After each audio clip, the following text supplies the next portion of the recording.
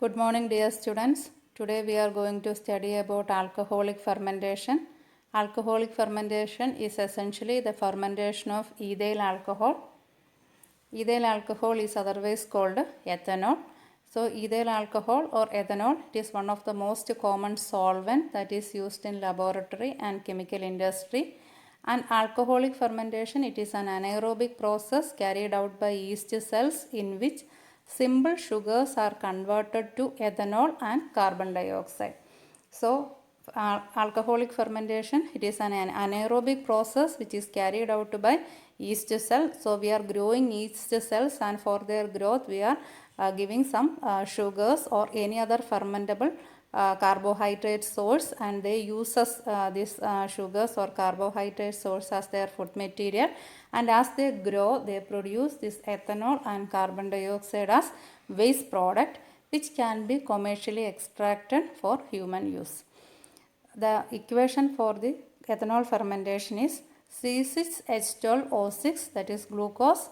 It is converted to C2H5OH, that is ethyl alcohol and carbon dioxide. So from a single molecule of glucose we can produce 2 molecules of ethyl alcohol and 2 molecules of carbon dioxide. Ethanol fermentation, it is actually a two-step process.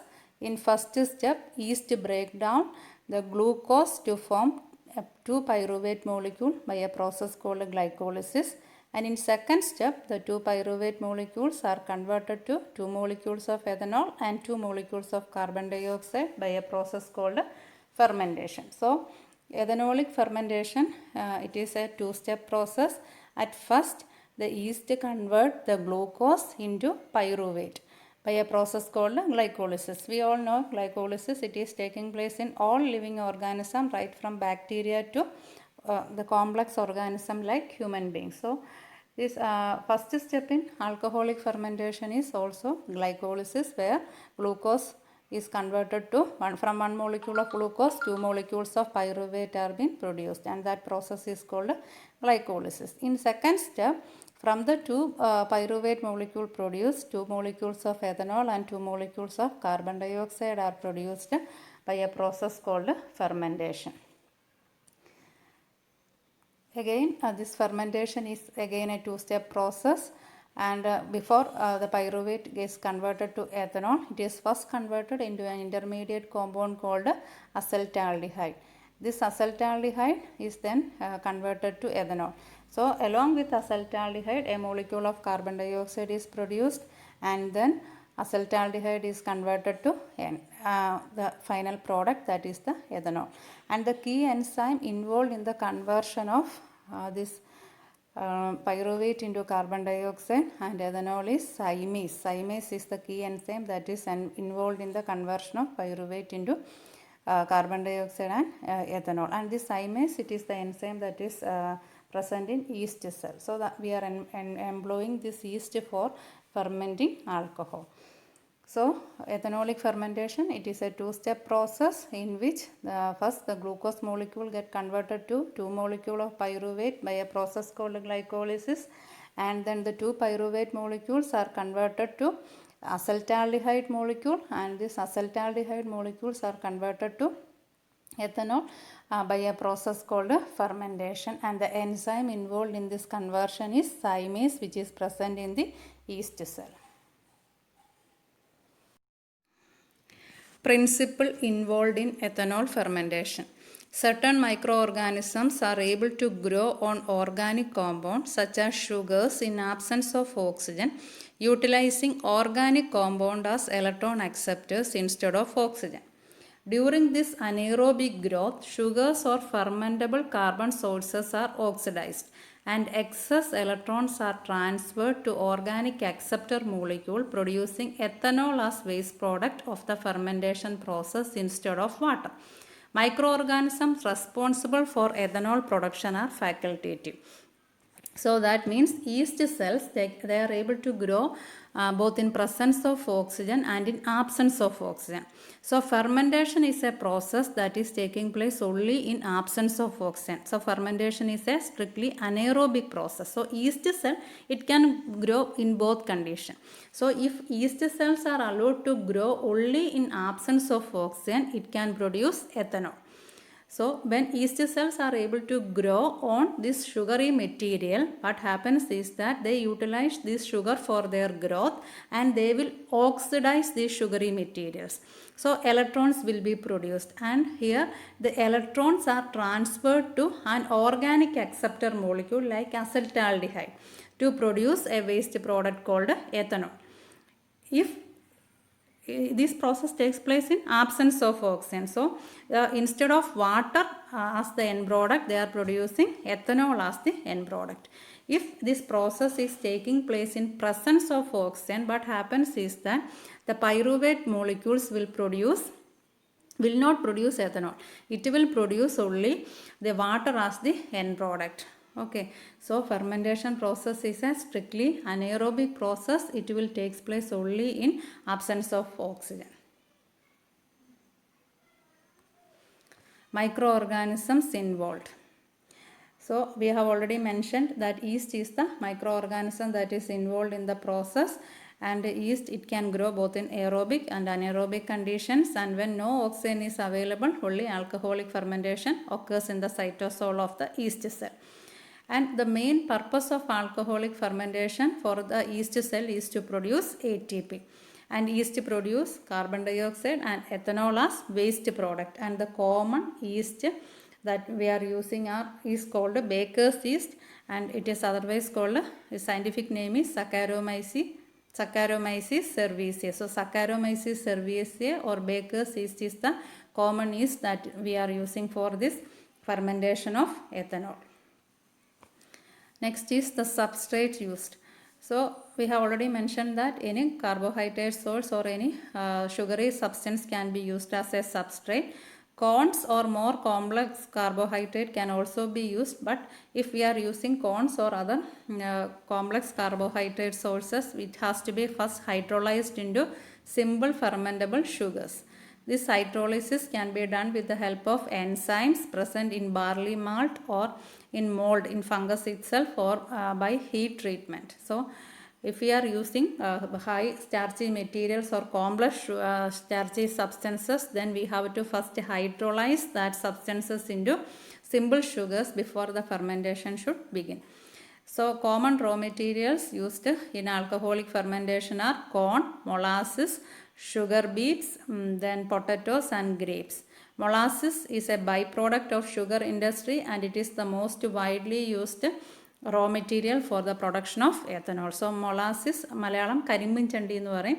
അപ്പോൾ sugar ഇൻഡസ്ട്രിയിൽ that is the most common byproduct of the sugar industry, and it is most widely used for the commercial production of ethanol. So molasses has to be pre-treated before it is fermented. So molasses, it is the carbon source used for ethanol fermentation, and it has to be pre-treated with concentrated sulfuric acid to remove any sludge like colloids, then sand, etc., and also to kill the microorganism present in the molasses. So for 1 kilogram of molasses, it has to be diluted with 0.5 liters of distilled water and 0.001% concentrated sulfuric acid. Then it has to be heated till boiling and then allowed to cool for the experimental use. So molasses, it has to be pre-treated with sulfuric acid to remove the sand and other colloidal material along with the microorganism present. Next is the fermentation procedure.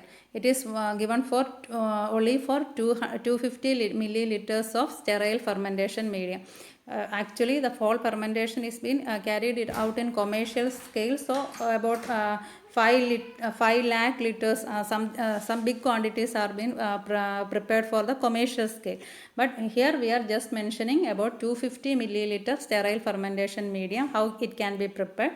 For 250 milliliter of the sterile fermentation media, we have to add 1 gram per liter treated pre-treated molasses, then 250 gram yeast extract, then 0.1 ml urea in a 500 ml Erlenmeyer flask, and the pH has to be maintained at 6, and this 250 ml yeast extract is actually being taken from 1000 ml of 24-hour cultured inoculum.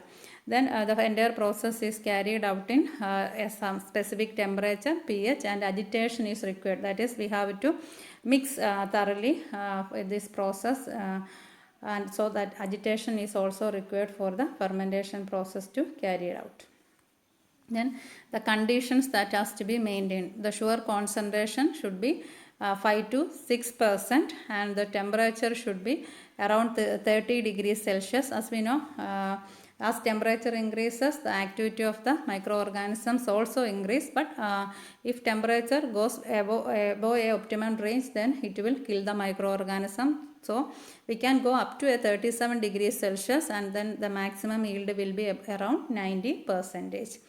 And the pH is maintained between 5 to 6, and around 5 to 6 pH is optimum for the growth of Saccharomyces cerevisiae, and anaerobic conditions has to be ensured, and time required for the fermentation process is from about 48 hours to 72 hours, and we can take optimum of 64 hours for fermentation process, and alcoholic concentration will be around 85%. Next, we are mentioning some of the factors that are influencing the fermentation process. First one is agitation rate. Agitation play an important role in getting higher yield of ethanol. So if we are increasing the rate of agitation, more nutrients will enter into the cell, and this yeast will grow fastly, and also the ethanol is being produced inside the cytosol of the yeast cell. So what happens is that as agitation increases, the ethanol get more rapidly released from the yeast cell into the fermentation broth. So agitation rate of 150 to 200 rpm will be very useful for this fermentation process, and at 200 rpm about 85 or 86% of ethanol will be or that much concentration of ethanol will be produced at 200 rpm. But excess agitation rate, it is not suitable for the smooth ethanol production due to the limited metabolic activities of the cells. Then next is cell number. Ethanol production can be increased by the increase in cell numbers, that is yeast cell numbers, from 1 into 10 raised to 4 to 1 into 10 raised to 7 cells per ml. So if we are increasing the number of yeast cell from 10 raised to 4 to 10 raised to 7, then ethanol production will be increased very much. So it will also reduce the fermentation time from 62 hours to 48 hours if we are just increasing the yeast concentration from 3 to 6%. Next is time. More time will be required to complete fermentation at low temperature, and at low temperature ethanol yield will be also lower. A short time in fermentation causes inadequate growth of microorganisms, so inefficient fermentation will take place within shorter time. So optimum time is required. We have already mentioned that up to 72 hours and optimum time is 64 hours. So it's about 64 hours will be required for a complete fermentation process to carry out, and for the successful production of ethanol at a concentration of about 90%. So time is a very important factor, as well as temperature and time are connected. If temperature is very low, more time will be required for the fermentation process to complete. And higher fermentation time, it is also very dangerous because it will cause the accumulation of toxic materials, and it will affect the whole fermentation process, and it will affect the quality of the alcohol produced. So this is all about today's class. Thank you.